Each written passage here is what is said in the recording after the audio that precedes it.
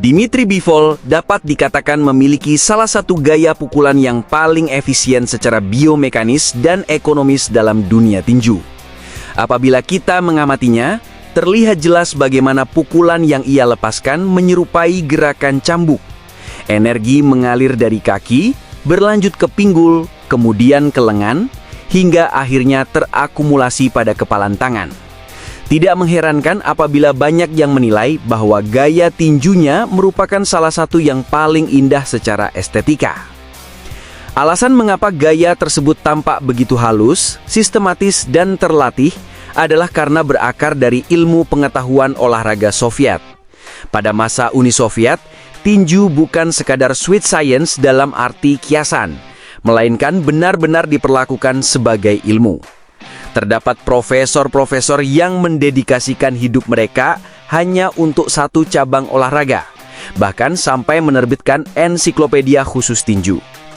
Para petinju tidak hanya berlatih secara praktis, tetapi juga terlibat dalam penelitian biomekanika, melakukan uji coba, serta memanfaatkan pengalaman luas untuk menghasilkan gerakan tinju yang paling efisien secara biomekanis dan ekonomis.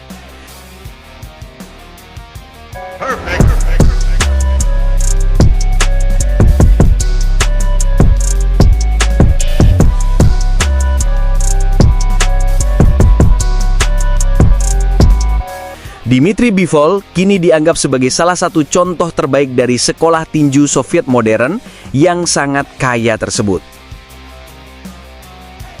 Gaya khas Soviet yang ia tampilkan tidak memberi ruang untuk kesalahan, sekaligus menutup peluang bagi lawan-lawannya. Mari kita meninjau sikap kuda-kuda boxing stance yang ia gunakan. 1.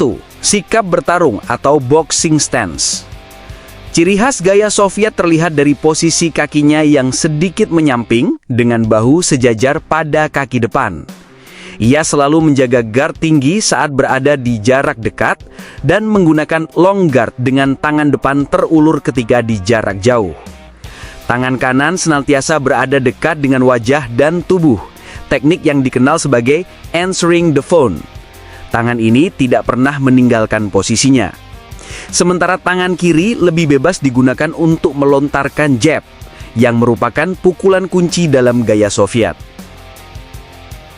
2. Volume pukulan. Petinju ini lebih memilih irama pukulan yang konsisten sepanjang pertarungan ketimbang mengandalkan pukulan keras tunggal. Ia menekan lawan dengan volume pukulan yang tiada henti, sehingga lawan hampir tidak memiliki ruang untuk bernafas. Jab menjadi senjata utamanya. Bahkan ketika pukulan ini ditahan, tekanan tetap terasa karena kombinasi pukulan yang menyusul. Pukulan kanan lurus yang sering ia kombinasikan setelah jab sangat efektif menembus pertahanan lawan. 3. Efisiensi gaya memukul. Keunggulan utamanya adalah cara memukul yang rileks tanpa ketegangan berlebihan pada lengan. Berbeda dengan kaki yang tegang untuk menopang pergerakan rumit khas gaya Soviet, lengan tetap longgar sehingga energi yang dipakai lebih sedikit. Hal ini membuatnya mampu menjaga tempo tinggi sepanjang ronde sekaligus meningkatkan akurasi pukulannya. Ia lebih mengutamakan presisi dibandingkan kekuatan, mencari celah yang tepat sebagai penentu jarak.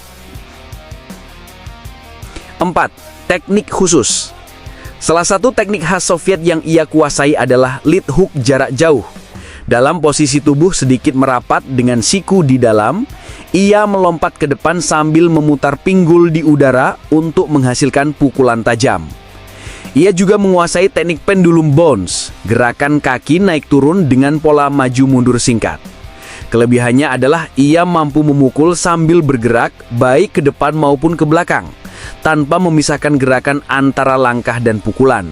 Inilah yang membuatnya sulit ditebak sekaligus aman secara defensif. 5. Jab sebagai senjata utama. Jabnya cepat, bertenaga, namun yang paling menonjol adalah timing.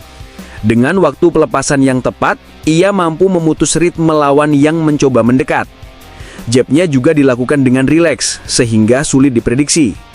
Sekilas tampak tidak kuat, namun ketika mengenai lawan yang sedang bergerak maju, kekuatannya meningkat drastis. Dengan timing yang sempurna, jab tersebut bisa menyamai daya rusak pukulan kanan lurus. 6. Ekspresi datar atau poker face. Keahlian tambahan yang patut dicatat adalah ekspresi wajahnya yang tidak berubah sepanjang pertarungan.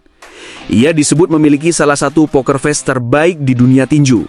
Sekilas mungkin tampak sepele, tetapi tidak menunjukkan rasa sakit atau tertekan bisa membuat lawan frustasi, terutama bagi petinju bertipe pemukul keras.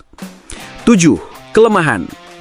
Sulit menemukan kelemahan nyata dalam permainannya karena ia sangat disiplin dengan rencana bertarung. Namun, salah satu kritik yang umum diberikan pada petinju bergaya Soviet adalah minimnya serangan ke tubuh atau body shots. Hal ini wajar karena ia lebih banyak bertarung di jarak jauh dan harus terus bergerak di atas kakinya, sehingga serangan ke tubuh jarang ia lakukan. Meskipun begitu, dengan akurasi pukulan ke kepala yang sangat baik, kebutuhan akan body shot menjadi relatif kecil. Prinsip dasar pukulan bivol. Seperti yang selalu ditegaskan Bivol ataupun para ahli tinju Soviet, segala sesuatu berawal dari kaki dan tumpuan pada tanah. Dalam metodologi mereka, pemanfaatan kaki mendapat penekanan yang jauh lebih besar dibandingkan dengan aliran tinju lain. 1. Gerakan dimulai dengan dorongan dari kaki belakang melawan lantai. 2. Dorongan tersebut menciptakan gaya reaksi tanah yang kemudian dialirkan ke dalam rotasi pinggul.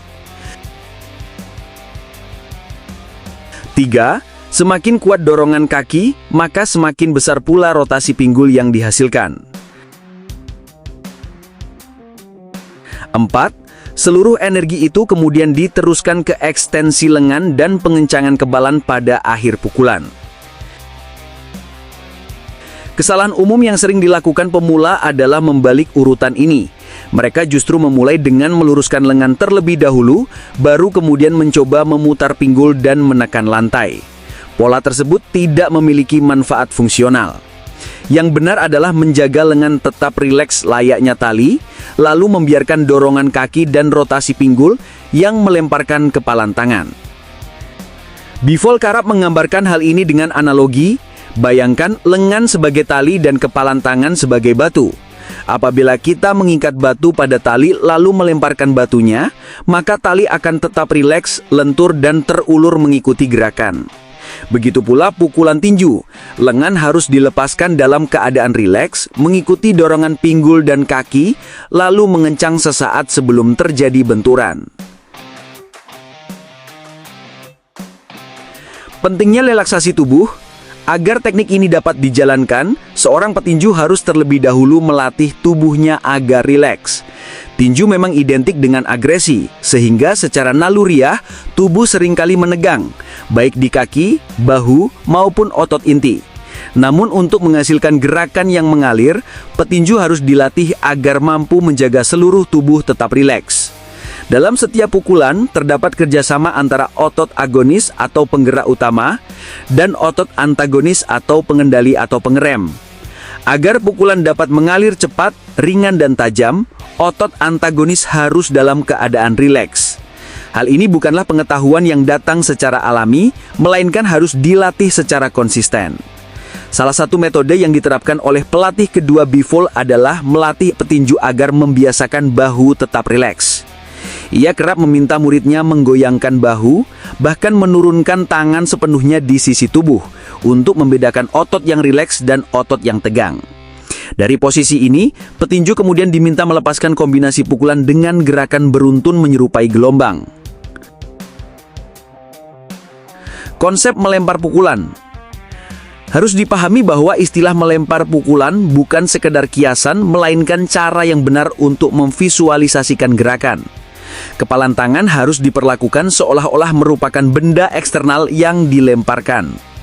Ketika pukulan dilakukan dalam keadaan rileks dan kemudian diakhiri dengan pengencangan otot sesaat sebelum benturan, maka akan tercipta sesuatu yang disebut massa efektif, yaitu bobot tubuh produktif yang dapat ditransfer sepenuhnya ke dalam kepalan pada saat kontak. Semakin besar porsi bobot tubuh yang dialirkan ke pukulan, maka semakin tinggi pula massa efektif yang dihasilkan. Hal ini dapat diamati dengan sangat jelas pada Bivol.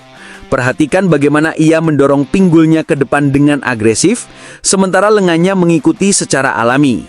Gerakannya begitu cair, hemat energi, namun sekaligus sangat efisien. Demikianlah analisis mengenai Soviet style Dmitry Bivol di pembahasan tadi. Menurut Anda, apakah ada keterampilan atau kelemahan lain yang layak disoroti? Silakan tuliskan pendapat Anda di kolom komentar. Jika Anda menyukai konten ini, maka support terus channel kami. Terima kasih.